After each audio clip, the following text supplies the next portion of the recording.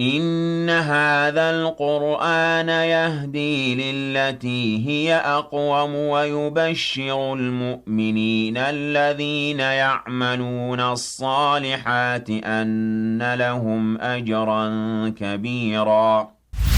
الحمد لله وحده والصلاة والسلام على من لا نبي بعده. abalungi abatulaba tugenda maaso n'emisomo gyaffe egya bannaffe betusaba okuba oba betwagaliza eddiini eno ey'amazima, eddiini ey'obusiraamu. Emisomo gino gya muntu nga either si musiraamu nga mukatoliki oba mulokole oba agwa mu ddiini ezo bwezityo ez'abakristaayo, oba nga talina ddiini ddala nga yagamba eby'amadiini byakumbuzaabuza. Ffe tuli ku nnono n'ebifaanana, abantu abalina enzikiriza eyo nga bo bagamba amadiini bazungu be baagaleeta, ffe tuli ku nnono zaffe.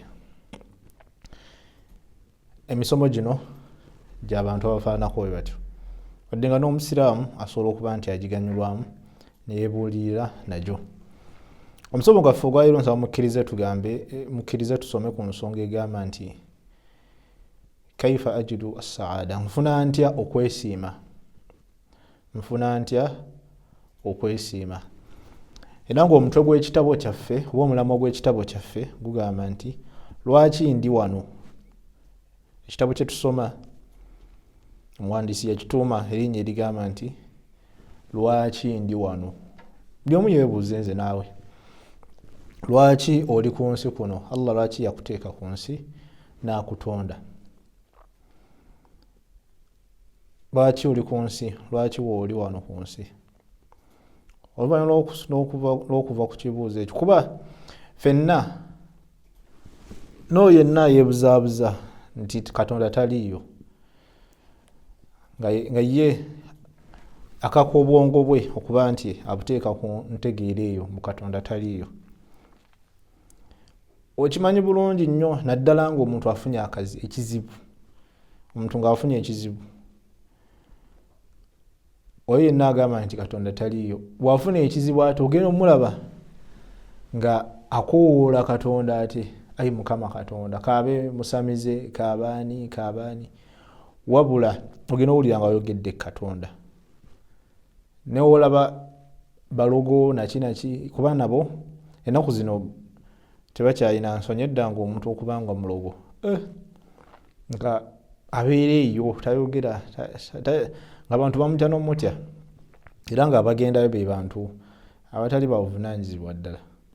Naye ebiseera bino olw'obwononefu obusaasaanye, kati n'abalogo ssebo bajja mu kamera ne bagamba bannaye nze ndi mulogo, mujje ne beetimba obulango, ne bakola obulango biki ne babalanga ku mativi, ku maleediyo. Kugamba kati olw'obwononefu bwa abantu ngoba nti obwononefu busaasaanya okufa, kati abantu tebakyalina nsonyi. Abantu ngana abo nabo kati basobola okuvayo ne boogera. Kati osobola obalaba ku mitimbagano oba ku YouTube oba vidiyo yonna ng'ayogera, naye ogenda okumuwulira ng'ayogera ng'ateekamu ne Katonda. Okiraba, ekitegeeza buli omu akakasa ekyo kya buwumbwa. Omuntu aba ali mu kulimba bwongo bwe, ali mu bukakabukasi kuba nti abulimba oba yeerimba nti Katonda taliiyo. Naye nga Katonda mu mitima gyaffe gyennyini, mu kutondebwa kwaffe mwenna tusobola okutegeereramu nti Katonda gy'ali. Ffe kennyini sokola b'engeri gye twatondebwamu, olowooza tusobola okwetonda ffekka bwe tutyo? Omuntu asobola okuba nti yeetonda obanga yaggyawo buzzi bw'atyo. Ekyokulabirako omuntu asobola okuba ng'atambula n'alaba ennyumba ne bamugamba ennyumba eyo giraba yeeteekawo yokka, asobola kikkiriza? Tasobola kikkiriza, ate kisoboka. Kati olwo omuntu ate ne bamugamba nti omuntu ye yaggyawo buzzi. Kati omuntu asobola okuba nga yeetonda bwe ye yaggyawo buzzi, eggulu eryo lye tulaba, ebire ebyo betulaba, enkuba, enseeno, ensozi, omusana, obudde bw'emisana, obudde bw'ekiro, ebintu ebyo bisobola okuba nga byeteekawo byokka, kyokka nga ziri ennyumba ebizimbe ogaanye okukkiriza nti yeeteekawo yokka. Naye n'okkiriza nti eggulu lyeteekawo lyokka, ensi eno yeeteekawo yokka, ensozi n'obunene bwazo zeeteekawo zokka. Okukyukakyuka kw'obudde, obudde obw'ekiro ne bufuuka obw'emisana, obudde bw'emisana ne bufuuka obw'ekiro, enkuba n'etonnya, omusana ne gwaka, ebyo bisobola okuba nga byeteekawo.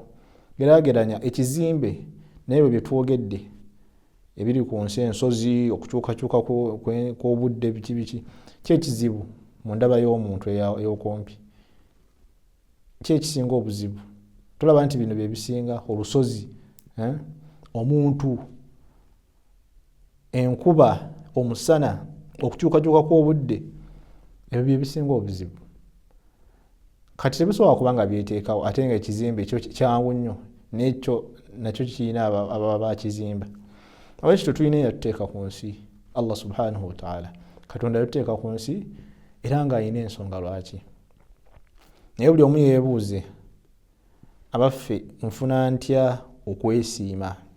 Gwe mulamwa gwaffe gwa leero, nfuna ntya okwesiima mu nsi eno? Kuba buli muntu ayagala okwesiima, okuba mu bulamu obulungi. Naye osobola otya okubufuna? Ekisookera ddala, omuntu yatondebwa ng'alina ebintu bibiri. Alina omubiri guno gwe tulaba, omubiri guno mukono, mutwe, biki. Alina yatondebwamu ne kibayita omwoyo, alina n'omwoyo munda. Lwaki nti omwoyo gwo tegufa, omuntu bw'afa omwoyo gwe guvaamu era gwe gusigala mulamu. Kati waliwo ebintu bibiri bye tulina, omubiri guno gwe tuliisa emmere n'omwoyo. Omuntu oyo alina okuba nti asanyusa omwoyo gwe ne guba nga guli mu kwesiima, ne body n'eryoka ekola ki? N'eryoka efuna okwesiima. Omwoyo gwe gusinga obukulu, then noddako omubiri guno ogw'okungulu.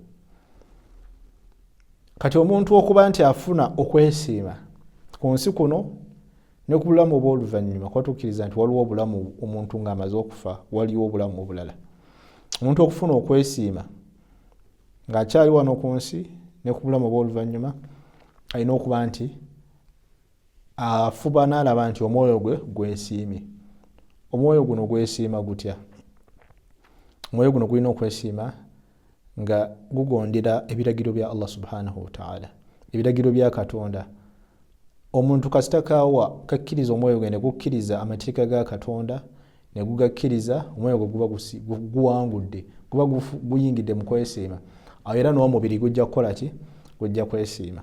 Naye omuntu bw'abanga omwoyo gwe agulyazaamaanyiza n'agaana okukkiriza Katonda, naye n'afa ku mubiri guno, n'anaaba, n'ayambala engoye ennungi, neyeefaako n'alabika bulungi mu bantu ng'omubiri gwe agufaako, naye ng'omwoyo tagufuddeeko, ajeemera Katonda, akola ebintu ebikyamu, ayenda, anywa emyenge, akola ebintu ebikyamu, ayisa bubi abantu, atta abantu, akola biki. Kugamba n'agaana okuba nti agondera Katonda. Okwesiima okwo kujja bba kwa bicupuli, kujja bba si kutuufu. Okuba nti omubiri ffe tulaba yeesiimye naye nga omwoyo si mulungi, omuntu oyo taba mu kwesiima. Kwesiima kwo kuba kwa bicupuli. Aba atulaga eno kifaananyi kirala naye nga ye watuula yekka eyo ekintu kimulumiriza. Naye ffe eno tulaba avuga emmotoka, asula mu nnyumba ennungi, akola ki? Kugamba tulaba ali mu bulamu obw'essanyu naye mu butuufu bwaddaawo ogenda olaba nga alina ekintu ekimukola ki?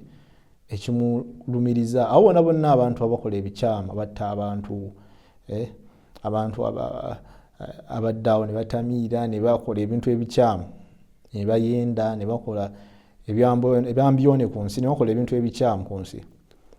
Abantu abo tebali mu bulamu butuufu, tebali mu kwesiima kutuufu, wabula balina ekifaananyi bo kye baagala abantu balabe naye ng'ekifaananyi ekituufu tebeesiimye. Kiba nti Allah yagamba, وَمَنْ أَعْرَضَ عَنْ ذِكْرِي فَإِنَّ لَهُ مَعِيشَةً ضَنْكًا وَنَحْشُرُهُ يَوْمَ الْقِيَامَةِ أَعْمَى.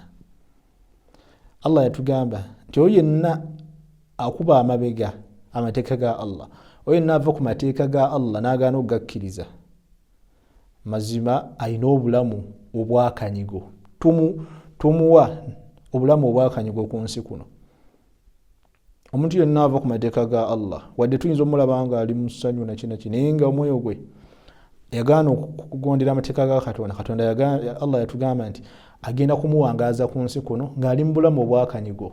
Yadde ffe ayinza okutubuzaabuza ne tulaba nga ali obulungi, naye omutima gwe munda bwaddaawo yekka abeera mu kunyigirizibwa. Bwe yeebaka ekiro abeera mu kunyigirizibwa okutagambika. Yatta gundi, yakola kino, yali asaamanya emaali ya gundi, yakikola ekintu bwe kiti, yagenda na ebintu bwe bityo ebikyamu.